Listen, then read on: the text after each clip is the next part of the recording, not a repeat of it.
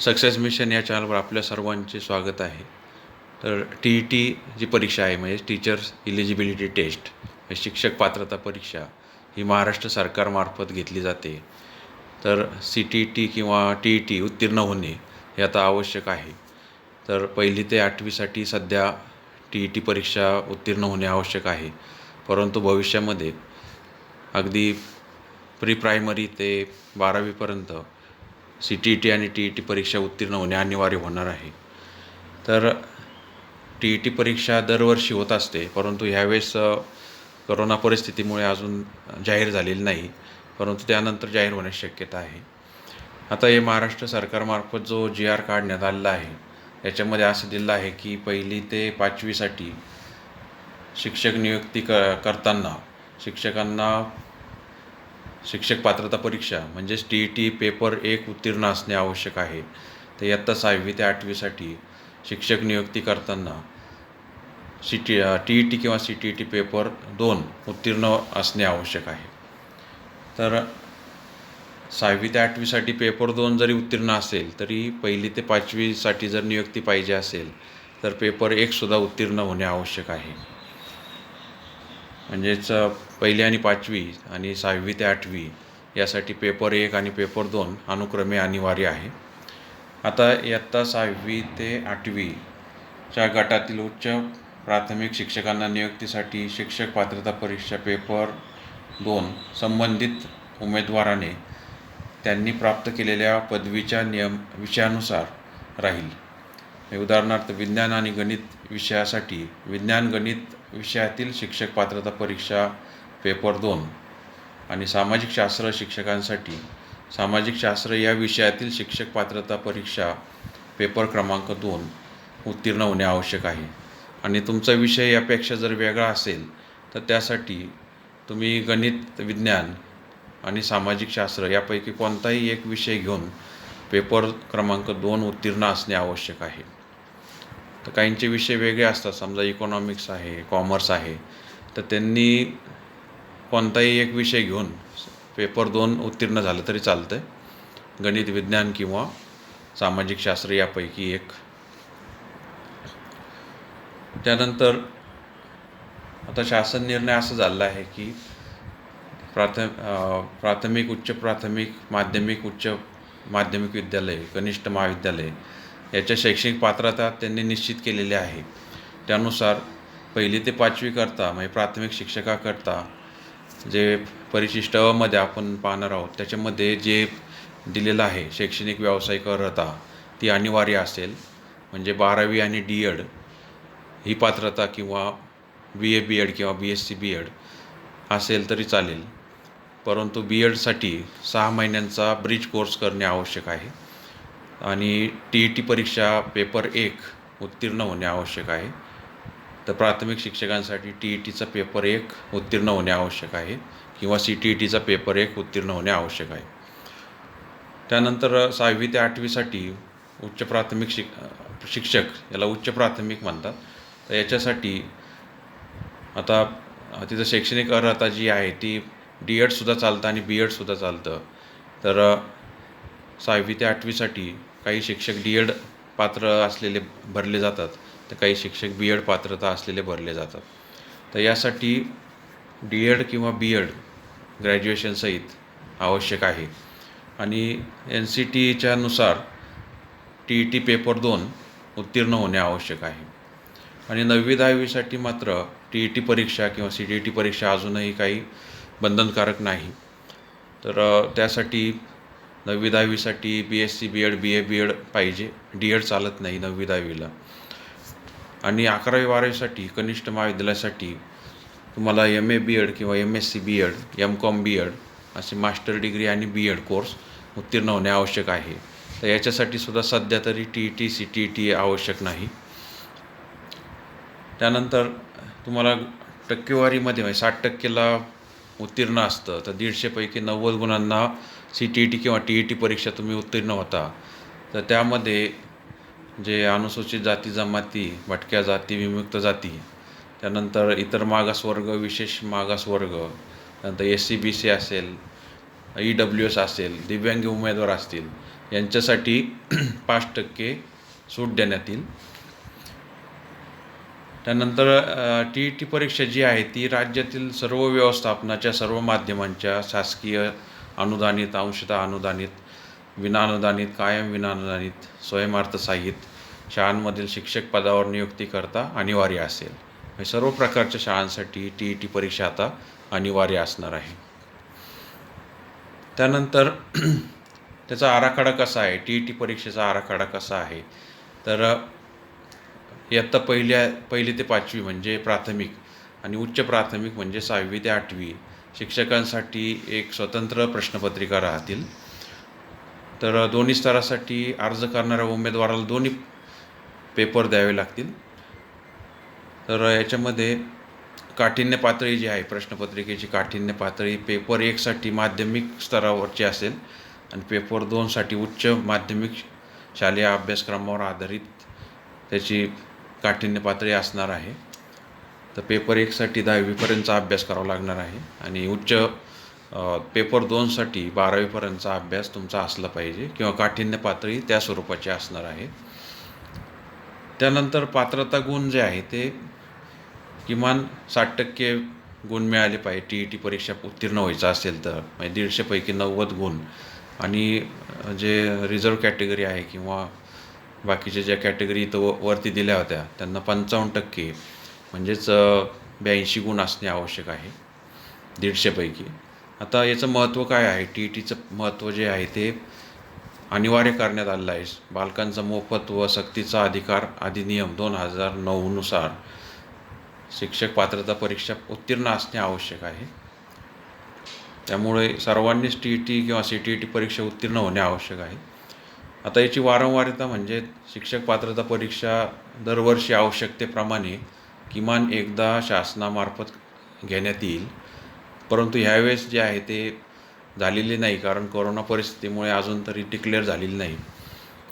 आता उत्तीर्ण विद्यार्थ्यांना, उमेदवारांना तिथं प्रमाणपत्र देण्यात येईल TETचं आणि ते 7 वर्ष चालेल. परंतु आता त्यामध्ये सुद्धा बदल होण्याची शक्यता आहे की एकदा TET किंवा CTET उत्तीर्ण झालं की ते आयुष्यभर तुम्हाला ते व्हॅलिड राहणार आहे, पुन्हा द्यायची गरज नाही. आणि शिक्षक पात्रता म्हणजे TET उत्तीर्ण झालेल्या उमेदवारांना गुणवत्ता पातळीत वाढ करण्यासाठी सदर परीक्षेत कितीही वेळा प्रविष्ट होता येईल. म्हणजे तुम्ही TET CTET एकदा जरी पास झाले तरी तुम्हाला जर वाटलं की गुण वाढवायचे आहेत TETचे तर तुम्ही पुन्हा पुन्हा देऊ शकता. शिक्षक पात्रता परीक्षा उत्तीर्ण होणाऱ्या उमेदवाराला थेटपणे नोकरी मिळणार नाही किंवा नोकरीसाठी त्यांचा कोणताही हक्क राहणार नाही.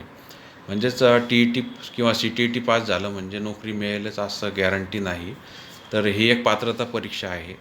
पुढं तुम्हाला पुढची जी प्रोसेस आहे, नियुक्ती प्रक्रिया ती वेगळी राहणार आहे. म्हणजे महाराष्ट्रामध्ये टेट परीक्षा घेतली जाते आणि त्यानंतर सिलेक्शन केलं जातं किंवा मुलाखतीद्वारे सिलेक्शन केलं जातं.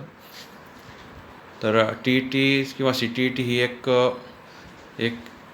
पात्रता आहे. त्याच्या पुढंसुद्धा तुम्हाला निकष, पुढं इंटरव्ह्यू किंवा टेट परीक्षा देऊन तुम्हाला नोकरी मिळणार आहे. त्यानंतर परीक्षेचा आराखडा कसा असणार आहे किंवा कसा असतो, तर आता इयत्ता 1ली ते 5वीसाठी पेपर 1 आहे आणि 6वी ते 8वीसाठी पेपर 2 आहे. आता पेपर 1मध्ये कोणकोणते विषय आहेत पहा. आता इथं 150 गुणांची परीक्षा होते आणि कालावधी 2 तास 30 मिनिटे असतं. तर बालमानसशास्त्र व अध्यापनशास्त्र याला 30 मार्क आहे आणि 30 प्रश्न आहेत बहुपर्यायी स्वरूपाचे. आता भाषा 1 जे आहे, भाषा 1 30 आणि 30 प्रश्न आहेत, 30 मार्क. भाषा 2 30 गुण आणि 30 मार्क. गणित 30 गुण 30 मार्क, 30 प्रश्न. परिसर अभ्यास 30 गुण 30 प्रश्न. असे 150 गुण आणि 150 प्रश्न असणार आहेत पेपर 1साठी. तर याचं जे आहे ते इथं दिलेलं आहे की माध्यमानुसार कोणते तुम्ही भाषा घेऊ शकता. विभाग 1मध्ये भाषा 1 असणार आहे, विभाग 2मध्ये भाषा 2 असणार आहे. प्रश्न क्रमांक 1 ते 30 प्रथम भाषा, विभाग 2 द्वितीय भाषा, विभाग 3मध्ये बालमानसशास्त्र व अध्यापनशास्त्र, विभाग 4मध्ये गणित असणार आहे आणि विभाग 5मध्ये परिसर अभ्यास असणार आहे. तर 5वी विभाग हे कंपल्सरी आहे पेपर 1साठी. त्यानंतर पेपर 2 जो आहे तो 6वी ते 8वीसाठी आहे.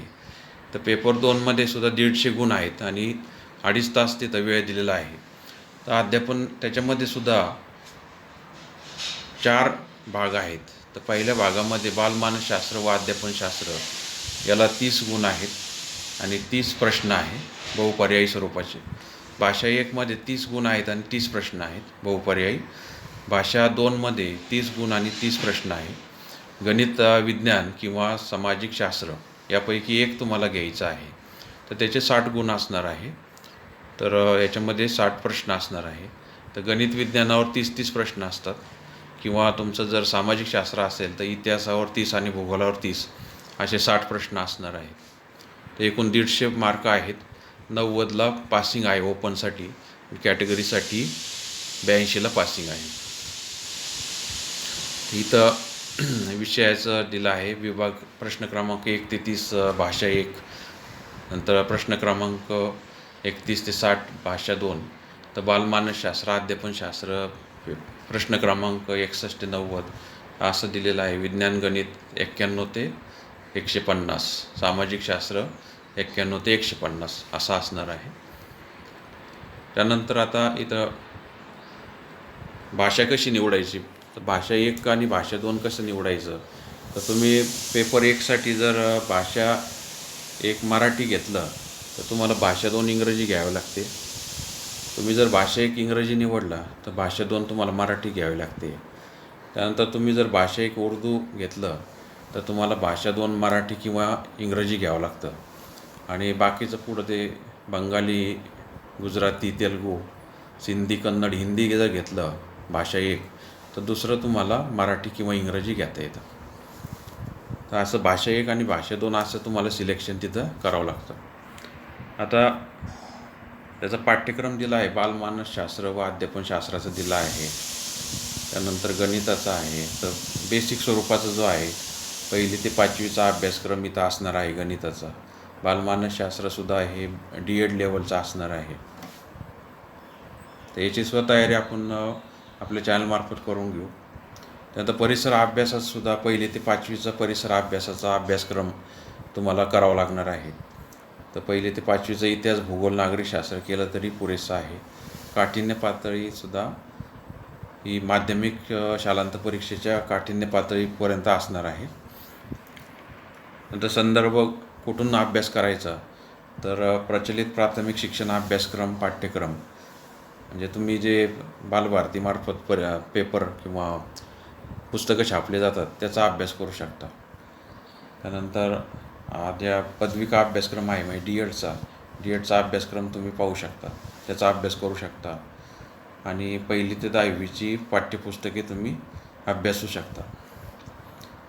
त्यानंतर पेपर जो 2 आहे, पेपर 2मध्ये 6वी ते 8वीसाठी, तर याच्यामध्ये भाषा 1 आणि भाषा 2 कशी निवडायची, तर भाषा 1 मराठी निवडली तर भाषा 2 इंग्रजीच घ्यावं लागणार आहे. आणि भाषा 1 निवडली तर मराठीच घ्यावं लागणार आहे भाषा 2. उर्दू निवडलं तर मराठी किंवा इंग्रजी घेता येईल भाषा 2 म्हणून.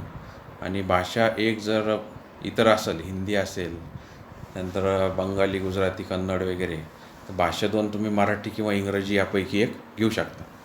तर आता 6वी ते 8वीसाठी प्रचलित प्राथमिक शिक्षण अभ्यासक्रम म्हणजे त्या 6वी ते 8वीचा असणार आहे.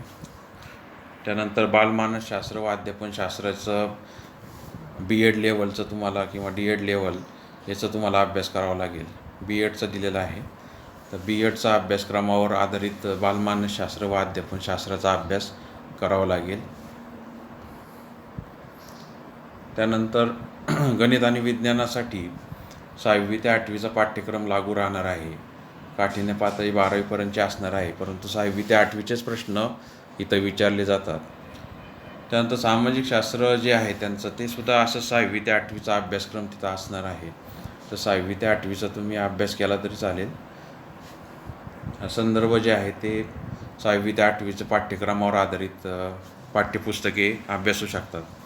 त्यानंतर B.Edचा जो विषय आहे त्या बालमानसशास्त्र तो सुद्धा अभ्यासू शकता.